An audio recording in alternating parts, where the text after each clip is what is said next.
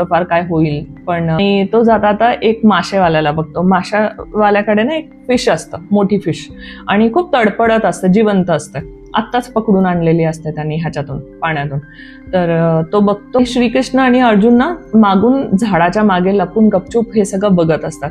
तर तो जातो, त्या फिशला बघतो ना, त्याला खूप वाईट वाटतं. अरे नाही ना, फिश मरून जाईल, हे 2 रुपयाचं कायच माझ्याकडनं होणार आहे, एवढं काही म्हणजे खाणं पिणं होईल, पण ठीक आहे, जाऊ दे, आज ना हिचा जीव वाचूया, असं त्याच्या मनात अचानक येतं.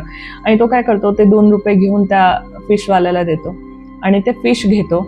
आणि त्याच्या मनात येतं की ह्याला पाण्यात सोडून देऊया, जिवंत आहे, अजून जीव नाही गेलेला है ना, मरण्यापेक्षा एखाद्याचा जीव वाचेल ह्या 2 रुपयामुळे, माझं एक टाइमचं मे बी जेवण होईल, पण त्यापेक्षा ही जिवंत राहील, हिचं आयुष्य वाचेल, असं त्याच्या मनामध्ये भावना निर्माण होतात.